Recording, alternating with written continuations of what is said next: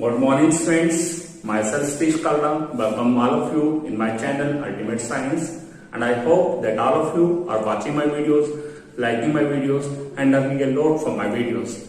Thanks for your wonderful support. Good morning, students.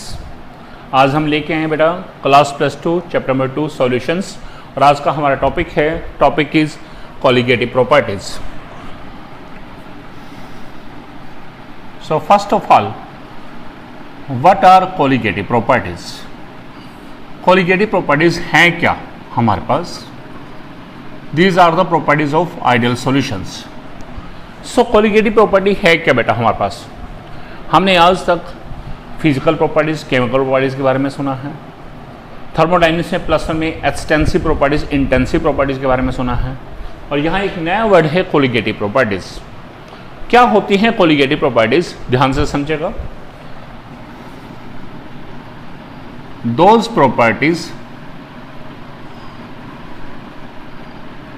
Of an ideal solution whose value depends upon number of particles of solute or number of moles of solute and not upon the nature of solute are called colligative properties. So क्या होती हैं colligative properties? Those properties of an ideal solution whose value depends upon number of particles of solute or number of moles of solute and not upon the nature of solute. यानी कि किसी भी ideal solution की वो properties जिनकी value number of particle पे depend कर रही है या number of moles of solute पे डिपेंड कर रही है. यानी कि यदि हम उनमें कुछ चेंज लाएंगे, नंबर ऑफ पार्टिकल्स में चेंज लाएंगे या number of moles of solute में चेंज लाएंगे, तो उनकी वैल्यू में चेंज हो जाएगा, and naught upon the nature of solute. इन्हें सोल्यूट की नेचर से कोई लेना देना नहीं है कि सोल्यूट आयनिक है, कोवलेंट है, सोल्यूट पोलर है या नॉन पोलर है. इन्हें इस चीज से कुछ लेना देना नहीं है. So these properties are called colligative properties. अब टोटल जो है हमारे पास, इसका मतलब क्या है, याद रखिएगा. Every colligative property is directly proportional to number of particles of solute. So solute के नंबर ऑफ पार्टिकल्स के भी डायरेक्टली है, एंड सेम वे से every colligative property is directly proportional to number of moles of solute. और हम जानते हैं number of moles of solute को हम क्या बोलते हैं, NB. ये दो चीज ध्यान रखनी है कि हर कॉलिगेटिव प्रॉपर्टी जो होगी वो number of particles of solute और number of moles of solute इनके क्या होगी, डायरेक्टली प्रोपोर्शनल. यानी कि number of moles of solute यदि बढ़ेंगे तो कॉलिगेटिव प्रॉपर्टी की वैल्यू इंक्रीज, और यदि ये डिक्रीज होंगे तो ये वैल्यू क्या होगी, डिक्रीज. अब टोटल हमारे पास 4 कॉलिगेटिव प्रॉपर्टीज हैं. There are 4 colligative properties. अब वो कौन कौन सी 4 कॉलिगेटिव प्रॉपर्टीज हैं? The first one is relative lowering in vapor pressure of solution. इसे हम P note A minus P solution upon P note a इससे डिनोट करते हैं. सेकेंड कॉलिगेटिव प्रॉपर्टी है हमारे पास ऑस्मोटिक प्रेशर, इसे पाई से डिनोट किया जाता है. थर्ड कॉलिगेटिव प्रॉपर्टी है हमारे पास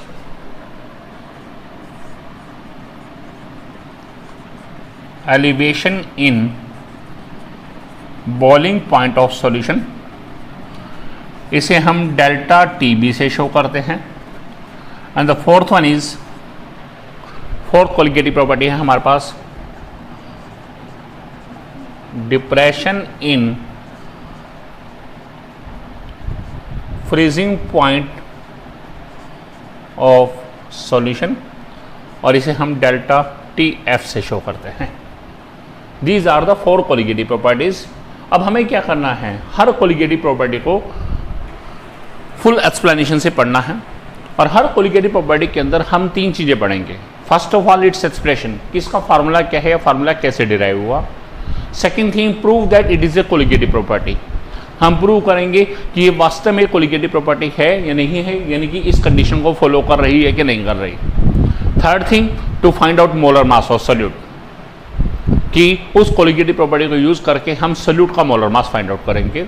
ये हमने 3 चीज़ें करनी हैं, और फोर्थ होगा हमारे पास उसके इंपॉर्टेंट पॉइंट्स हैं, न्यूमेरिकल प्रॉब्लम्स। ठीक है, अब हम शुरुआत से कर रहे हैं। First colligative property, relative lowering in vapour pressure of solution. Clear?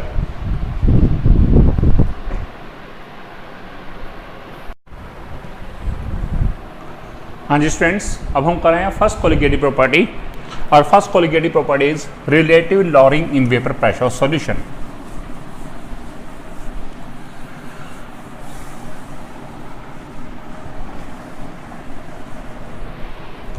देखिए, फर्स्ट कोलिगेटिव प्रॉपर्टी है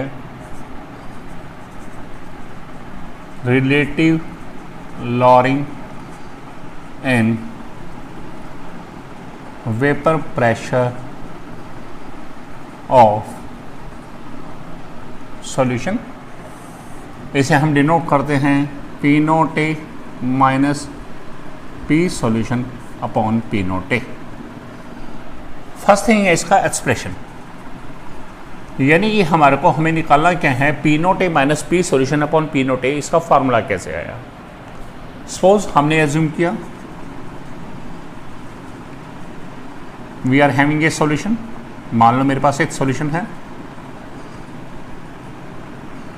it contains 2 component, one is solvent, second is solute. Solvent is represented by a, solute is represented by b. Clear? solvent is volatile and solute is non volatile. It means solvent तो vapour में convert होगा लेकिन solute vapour में convert नहीं होगा। According to Raoult's law, बेटा आपने Raoult's law पढ़ा मेरे पिछले वीडियोस में। राउल्ट्स लॉ क्या कहता है हमारे पास, partial vapour pressure of any component present in solution is always equal to product of partial vapor pressure of that component in pure state and mole fraction of that component present in solution. So ये आपने पढ़ा है। So for solvent, यदि मैं solvent के लिए बात करूँ तो क्या होगा, partial pressure of solvent यानी कि PA is equal to product of mean multiply है, partial vapor pressure of solvent in pure state यानी कि क्या होगा P note A and mole fraction of solvent H से। तो PA किसके रिलेटेड आएगा, P note A into H से। For solute PB will be equal to P naught B into HB, which is है, but in this condition, but here PB is taken as 0। PB को हम क्या लेंगे 0। Reason क्या है, 0 क्यों लिया है, क्योंकि सोल्यूट कैसा है, non volatile. Non volatile means ये वेपर में ही कन्वर्ट नहीं होता, तो यानी कि यदि कोई सब्सटेंस वेपर में कन्वर्ट नहीं होगा तो उसका पार्शियल वेपर प्रेशर कैसे आएगा, यानी कि इसकी वैल्यू क्या होगी 0, because solute is non-volatile। This is equation number 2। इसको हमने क्या दे दिया, इक्वेशन नंबर 2 दे दिया इसे, पी बी इक्वल टू 0 हो, और ये दे दिया 1। वी नो, अब हम जानते हैं कि सॉल्यूशन किन से बना है, सॉल्वेंट सोल्यूट, तो पी सॉल्यूशन किसके इक्विवेलेंट होगा, P A plus P B, इन दोनों के सम के इक्वल होगा। अब क्या कर रहा हूं मैं, पी ए की वैल्यू फर्स्ट इक्वेशन से, पी बी की वैल्यू सेकंड इक्वेशन से, put values from first and second equation. तो देखिएगा क्या आएगा, P solution equal to P A की जगह क्या लिखना है, P note A into H से plus 0। P solution equal to क्या आ जाएगा, P note A into H से। क्लियर? अब हमने ये भी पढ़ा है, we know HA plus HB equal to 1. The sum of mole fraction of all the components present in solution is always equal to 1. तो दो ही कंपोनेंट थे ए और बी, तो पहले का मोल फ्रैक्शन HA, दूसरा मोल फ्रैक्शन HB, तो इन दोनों का सम क्या होगा 1. तो यहाँ से HA किसका आ जाएगा 1 माइनस HB. अब इस वैल्यू को उठाऊंगा, कहाँ रखूंगा, थर्ड इक्वेशन में. Put this value in third equation. तो यहाँ से क्या आ जाएगा, P solution is equal to P naught A into H से क्या लिख देना है 1 माइनस HB. अब इसे इधर नीचे भेज दो, तो P solution upon P naught ए कितना आएगा 1 माइनस HB. HB इधर इधर, HB को इधर शिफ्ट करें इधर, तो HB इक्वल टू क्या आ जाएगा 1 minus P solution upon P naught ए. एलसीएम ले तो क्या होगा, यहाँ P नॉट ए, ऊपर क्या आएगा P naught A minus P solution is equal to HB. इधर चाहे इधर लिख लो चाहे इधर लिख लो, बात एक ही है. P naught A minus P solution upon P naught A, this is equal to HB. So this is the formula of finding out related loading in vapor pressure solution. So P naught A minus P solution upon P naught A, this is equal to HB. This is the mole fraction of solute. तो ये क्या है हमारे पास related loading in vapor pressure solution, इसका expression clear. देख लीजिए बेटा,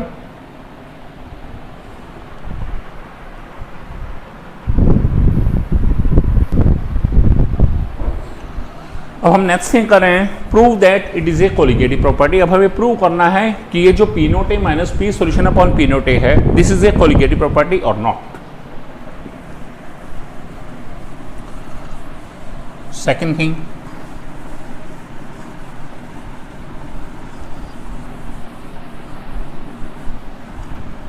अब सेकेंड थिंग क्या है हमारे पास, बी पार्ट इसका, प्रूव दैट, शॉर्ट फॉर्म में लिख रहा हूँ, relative lowering in vapour pressure of solution is ए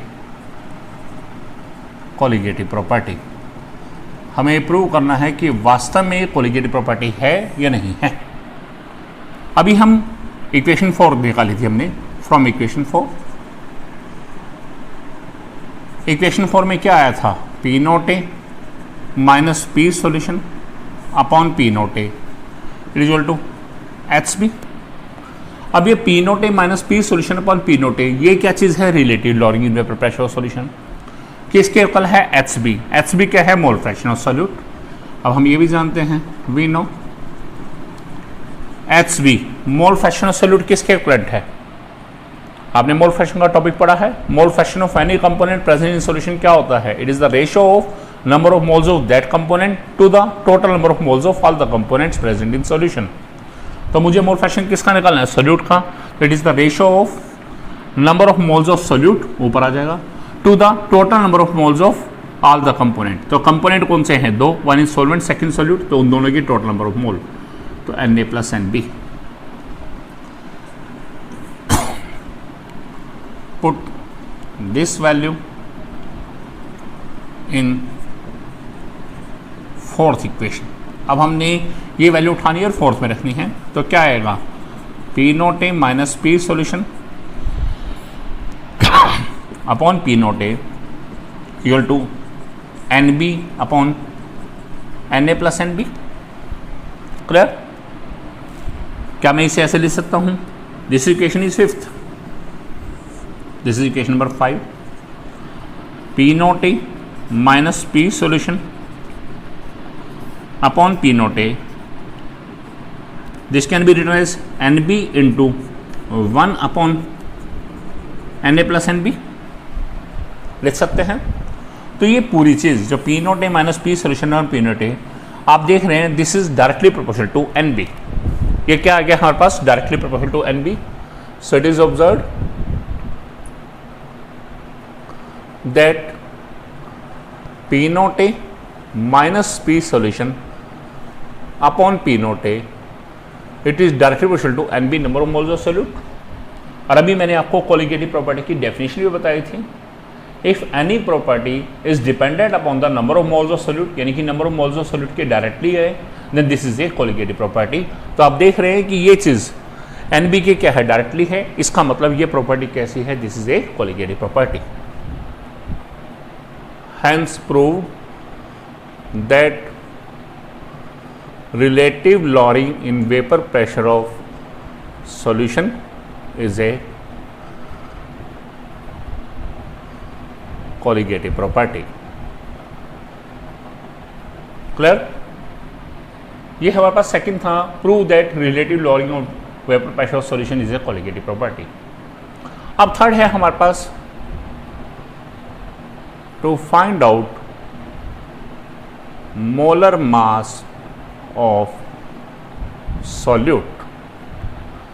अब हम जानते हैं मोलर मास को किससे लिखते हैं, कैपिटल एम से। किसका मोलर मास निकालना है, सॉल्यूट का, तो नीचे आएगा एम बी, यानी कि मुझे एम बी फाइंड आउट करना है। ठीक है, अब आप देखेंगे बेटा ये हमारी फिफ्थ इक्वेशन है, हम इससे आगे प्रोसीड करेंगे फ्रॉम इक्वेशन 5। क्या आपने पढ़ा, P note A minus P solution upon P note A equal to N B upon N A plus N B. Clear? ये काश फिफ्थ इक्वेशन है। अब मैं एक कंडीशन लगा रहा हूं, if given solution is very dilute. मान लो कि जो गिवन सॉल्यूशन है बहुत ज़्यादा डिल्यूट है। डिल्यूट होने का मतलब क्या है, उसके अंदर सोलवेंट के मोल सोल्यूट के मुकाबले में बहुत ज़्यादा है, यानी कि Na जो है it is very very higher than Nb, या ये कह सकता हूँ Nb is very very less than Na। तो Nb की वैल्यू यदि Na से बहुत ही ज़्यादा कम है, सो Nb in comparison to Na is neglected. तो ध्यान दीजिएगा, यदि कोई चीज़ दूसरे के मुकाबले में नेग्लेजिबल हो, ना के बराबर हो, तो हम उसे बहुत कम हो तो हम उसे नेग्लेक्ट कर देते हैं। लेकिन नेग्लेक्ट कब करेंगे, जिस समय वो दूसरे आइटम के साथ प्लस या माइनस में हो, मल्टीप्लाई या डिवीजन में हो, तब हम नेग्लेक्ट नहीं करेंगे। क्लियर?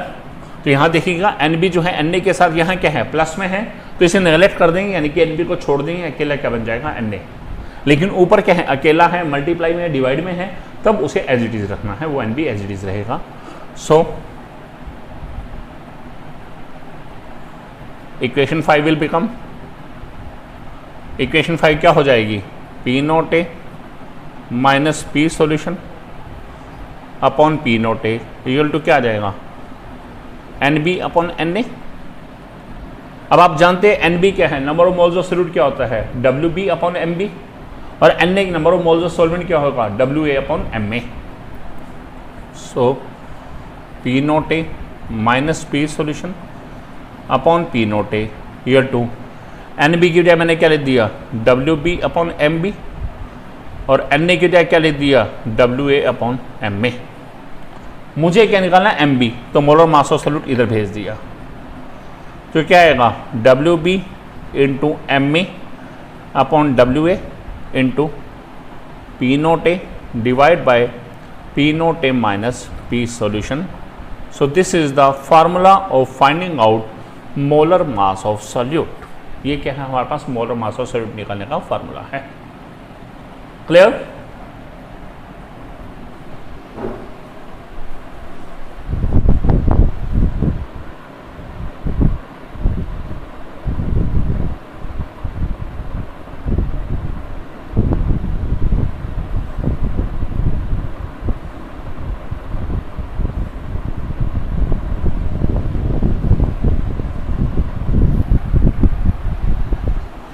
हाँ जी स्टूडेंट्स, यहाँ एक स्पेशल केस है कि अब तक हमने देखा कि हमने यहाँ एज्यूम किया है इफ सॉल्यूशन इज डिल्यूट। अब हमें क्या पता कि हमारे स्टेटमेंट के अंदर जो गिवन सॉल्यूशन है वो डिल्यूट है या कंसंट्रेटेड है। तो ऐसे केस में हम एक फार्मूला और निकालेंगे to find out molar mass of solute, and that is applicable for all type of solution whether concentrated whether dilute. अब वो ध्यान से देखिएगा, मोलर मास ऑफ सॉल्यूट निकालने का स्पेशल केस।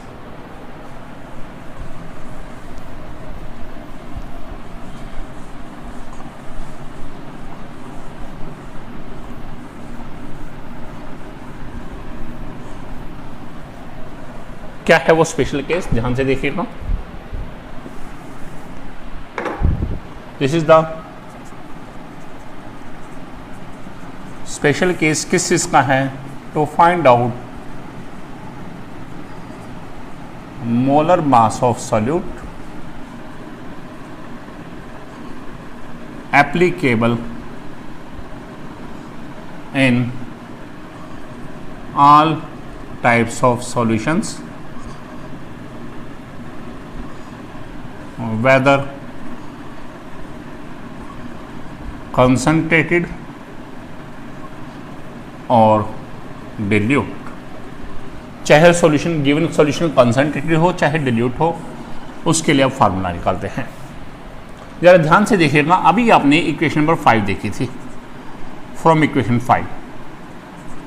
इक्वेशन 5 क्या थी हमारी, P note A minus P solution upon P note A is equal to N B upon N A plus N B. जब mole fraction solute H B था, H B की value रखने के बाद अब मैं यहाँ अज्यूम करता हूँ सोल्यूशन डिल्यूट है, तब तो N B in comparison to N A neglect. अब मैं कुछ अज्यूम नहीं कर रहा, मैं इसी इक्वेशन को आगे चल रहा हूँ। अब मुझे नहीं पता है या हमारे को क्वेश्चन में गिवन ही नहीं है whether this is concentrated solution और डिल्यूट सॉल्यूशन, तब हमें क्या करना है, ठीक है। अब मैंने क्या किया है यहाँ, taking reciprocal on both sides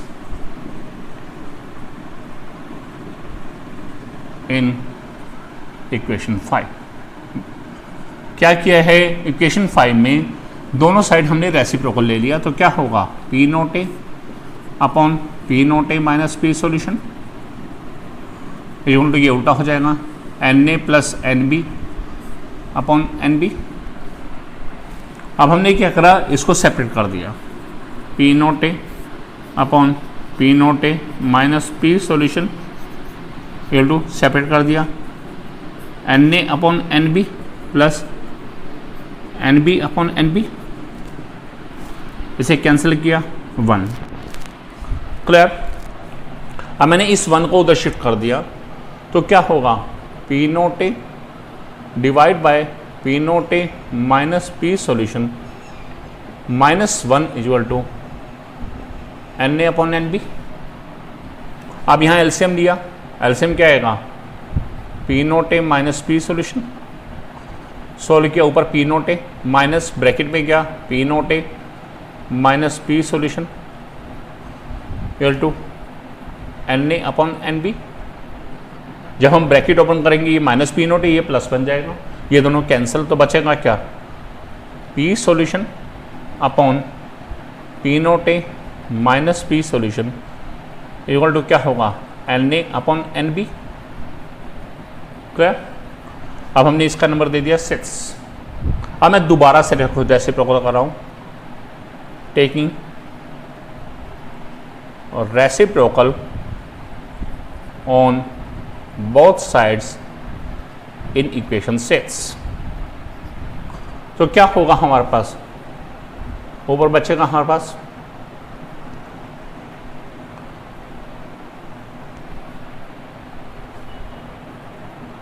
P note A minus P solution upon P solution equal to क्या आ जाएगा, N B upon N A.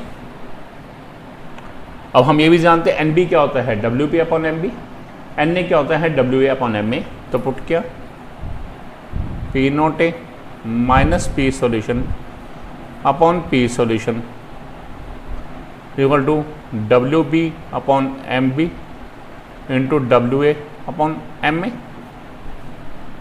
अब एम बी इधर शिफ्ट, क्योंकि हमें क्या निकालना था, मोलर मास ऑफ सॉल्यूट। तो देखिएगा मैं यहाँ फार्मूला लिख रहा हूँ कि यही ले देते हैं। So M B is equal to, M B इधर शिफ्ट किया, W B into M A upon W A into P solution upon P note A minus P solution. So this is the formula of finding out molar mass of solute in case of all type of solutions। यदि मैं इस फार्मूले का इससे पहले वाले expression से comparison करूं तो यहाँ पर सिर्फ एक चीज़ में फ़र्क है, M B as it is है is equal to W B into M A upon W A as it is है, इंटू ऊपर क्या है यहाँ पी सोल्यूशन है और वहाँ क्या है पी नोट ए। यानी कि यदि सॉल्यूशन डिल्यूट है तो पी नोट ए, और यदि सॉल्यूशन डिल्यूट कॉन्सेंट्रेट हमें पता ही नहीं है तो ऊपर P solution upon P note ए माइनस पी सॉल्यूशन। सिर्फ एक यही अंतर है हमारे पास, यहाँ जो है डॉट डाल दिया यहाँ पे, ठीक है। और हमें ये फार्मूला लेके चलना है मोलर मास ऑफ सॉल्यूट निकालने का, कब? हमारे न्यूमेरिकल प्रॉब्लम्स में। क्लियर? अब मैं बताऊंगा आपको important points for numerical problem, कि जब आपके पास न्यूमेरिकल प्रॉब्लम के क्वेश्चंस आते हैं तो आप किन किन पॉइंट्स का ध्यान रखेंगे ताकि हमारे आंसर्स बिल्कुल सही आए।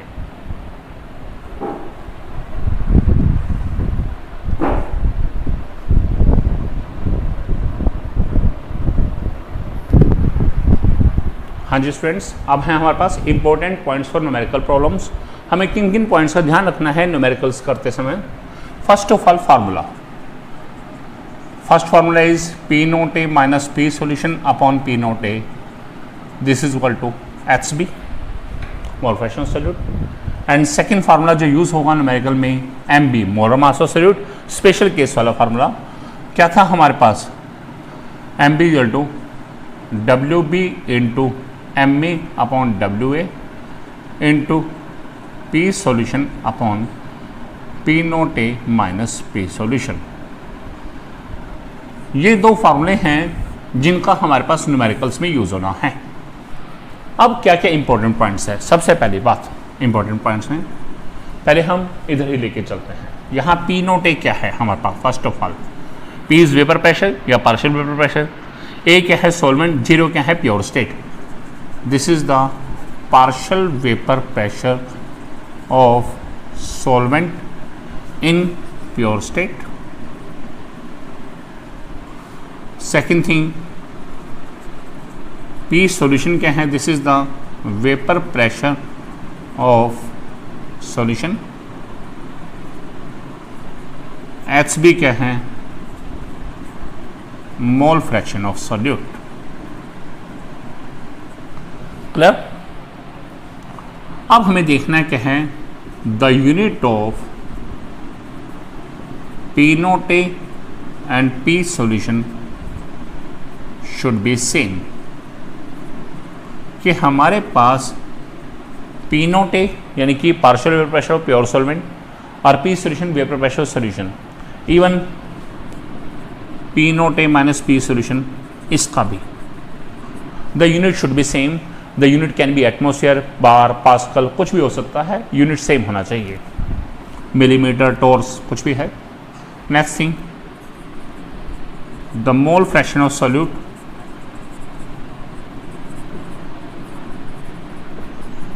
H B has no unit, H B का तो कोई यूनिट ही नहीं होता। क्लियर? नेक्स्ट थिंग, अब इस फॉर्मूले में आ जाए, डब्ल्यू बी, डब्ल्यू ए दिख रहा है, the unit of W B and W A यानी कि mass of solute and mass of solvent, इनकी यूनिट क्या होनी चाहिए? They should be gram. इनकी यूनिट क्या होनी चाहिए? Gram. The unit of M B and M A, M B क्या है? Molar mass of solute, and M A क्या है? Molar mass of solvent, they should be gram per mole. इनकी unit क्या होनी चाहिए? ग्राम पर मोल होना चाहिए। नेक्स्ट, अब बारी आती है पी नोट ए माइनस पी सोल्यूशन। ये जो डिफरेंस है पी नोट ए माइनस पी सोल्यूशन क्या है? Partial vapour pressure of pure solvent minus vapour pressure of solution, this is A difference and this difference represents lowering in vapour pressure solution. ये difference किसको show करेगा? Vapour pressure solution की lowering को, यानी कि vapour pressure solution कितना कम हुआ है प्योर सॉल्वेंट से। यदि आपको मेंशन आता है relative lowering in vapour pressure solution, it means ये चीज़ P note A minus P solution upon P note A, this thing indicates this one. अब कई बार हम स्टेटमेंट पढ़ते हैं बेटा, और हम स्टेटमेंट में क्या देखते हैं, आपको लिखा है क्या? 1 gram of solute is added in 90 gram of benzene and vapour pressure of solution is lowered by 2.3 atmosphere. तो जब भी ऐसा आता है, यदि आपको मेंशन आ रहा है vapour pressure is lowered by, जब भी ये वर्ड आ जाए vapour pressure is lowered by, इसका मतलब क्या है, ये इंडिकेट करता है कि वेपर प्रेशर इतना कम हो गया। इतना कम का मतलब वो किसको शो कर रहा है, lowering in vapour pressure solution, यानी कि इट इंडिकेट्स, ये किसको इंडिकेट कर रहा है, lowering in vapour pressure of solution, यानी कि किसको बता रहा है, P not A minus P solution, ये इसकी वैल्यू को इंडिकेट कर रहा है। लास्ट पॉइंट, ये दोनों इंपॉर्टेंट पॉइंट है, बहुत ज़्यादा इंपॉर्टेंट है, स्टार डाल रहा हूं मैं यहाँ। आपको कई बार लिखा आता है 1 gram of solute is added in 90 gram of benzene, then vapour pressure is lowered to 2.3 atmosphere. तो जब भी मेंशन आता है vapour pressure is lowered to, जब भी ये वर्ड आ जाए तो ध्यान रखिएगा, टू वर्ड एंडिंग को शो करता है, टू वर्ड एंडिंग को शो करता है, जैसे from A to, from starting point to ending point, तो ये टू एंडिंग पॉइंट को शो करता है। और जब भी हम एक सॉल्यूशन बना रहे हैं तो हमने सॉल्यूट को जब सॉल्यूट में डाला तो अल्टीमेटली क्या बना है, सॉल्यूशन, यानी कि एंडिंग पॉइंट क्या है, सॉल्यूशन। तो जब भी मेंशन आ रहा है vapour pressure is lowered to, it indicates, ये किसको बता रहा है, वेपर प्रेशर ऑफ सॉल्यूशन, यानी कि ये किसको बता रहा है, पी सॉल्यूशन की वैल्यू को, किसको बता रहा है, पी सॉल्यूशन। तो ये ध्यान रखना है, यदि वेपर प्रेशर लोवर्ड बाय आ जाए तो वो वैल्यू कौन सी बता रहा है, P not A minus P solution, और यदि वेपर प्रेशर लोवर्ड टू तो वो क्या बता रहा है, पी सॉल्यूशन। ये दोनों फार्मूलाज हैं, इन फार्मूला को ध्यान रखना है और इसके बेस पर हमें न्यूमेरिकल प्रॉब्लम सॉल्व करने हैं। Clear students?